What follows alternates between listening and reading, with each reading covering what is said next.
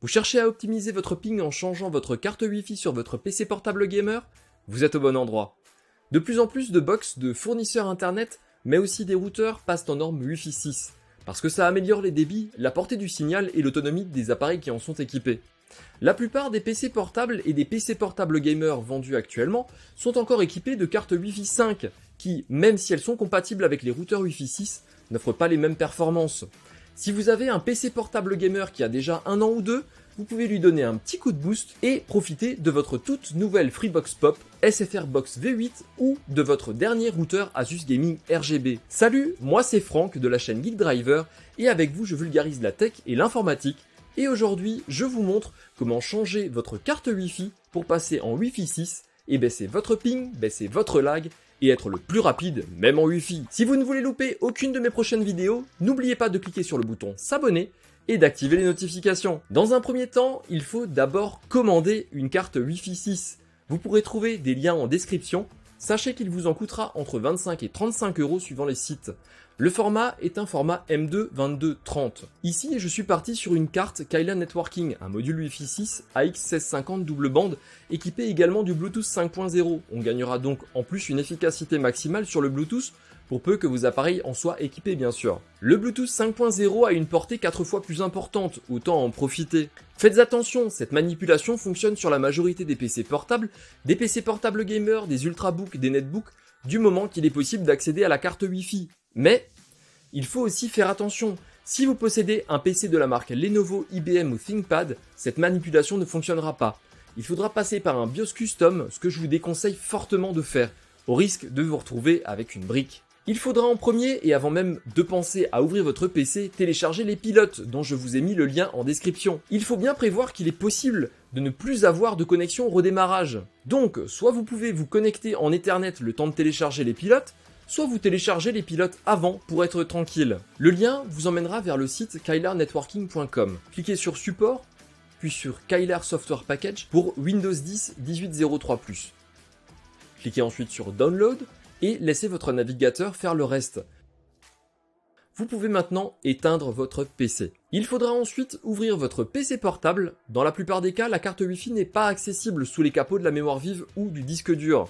Il vous faudra désolidariser la coque arrière du châssis pour accéder aux entrailles de votre PC. Une fois cette coque retirée, il faudra trouver la carte Wi-Fi, qui la plupart du temps apparaît nettement comme un petit carré de 22 mm sur 30, maintenu par une vis et avec deux petits connecteurs UFL pour l'antenne. Parce que oui, dans votre PC portable, vous avez une antenne Wi-Fi, très bien cachée, mais elle est bel et bien là. Dans un premier temps, prenez un ustensile en plastique, comme ceux que je vous préconise régulièrement dans les tutos, et utilisez une pointe pour faire sauter les connecteurs de leur emplacement. Faites bien attention de ne pas trop forcer, ça reste fragile.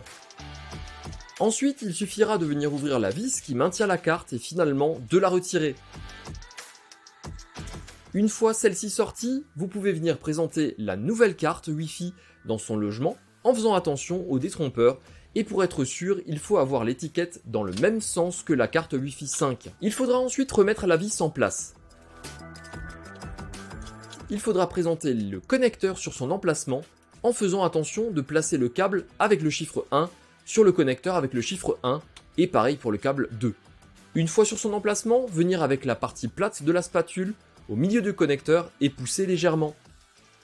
N'y allez quand même pas trop fort, il faudra simplement une pression ferme pour que le connecteur se réenclenche. Une fois les deux connecteurs en place, il ne vous reste plus qu'à refermer le capot, à rallumer votre PC. Là, deux solutions.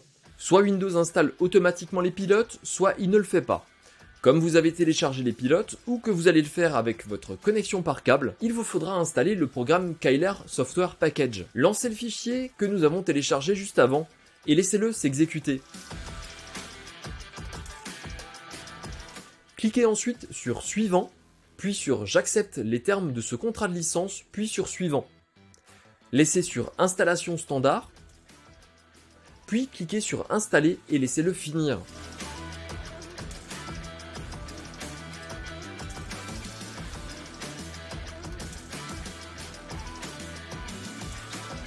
Puis l'application vous propose de télécharger l'utilitaire Kaylar Control Center, que je ne vous conseille pas forcément de télécharger car Windows fait très bien les choses. Autant éviter des logiciels inutiles, mais vous pouvez tout de même le faire et vous laisser guider. appuyez sur Get, puis descendez jusqu'au téléchargement, y cliquez dessus. Vous aurez accès au Kyler Control Center qui vous permet entre autres d'obtenir quelques astuces pour optimiser votre connexion, une priorisation des tâches qui utilisent le Wi-Fi, mais également un analyseur Wi-Fi entre autres. Une fois tout ça fait, on va tester. Si vous avez bien travaillé, vous devriez trouver une connexion parfaitement stable. Et pour tester, j'ai fait un petit test. En Wi-Fi 5, j'ai eu un taux de transfert de 330 mégabits par seconde et un temps de latence de 8 millisecondes, ce qui est déjà très bon. Mais en Wi-Fi 6, nous avons toujours sur le même serveur un taux de transfert de 498 mégabits par seconde et un temps de latence de 4 millisecondes, soit une diminution du ping de 50%. Et voilà, vous avez un PC portable équipé d'une carte Wi-Fi 6, le meilleur réseau sans fil pour gamers, pour le gaming et l'optimisation du ping. C'est toi le meilleur. Enfin, le meilleur réseau Wi-Fi. Si vous avez aimé cette vidéo, n'hésitez pas à faire péter les likes, les partages et les commentaires. Si vous avez une question, n'hésitez pas à la poser en commentaire ou à venir rejoindre le Discord que vous trouverez dans la description. Et si vous n'êtes pas encore abonné à la chaîne, abonnez-vous. À la prochaine. Salut!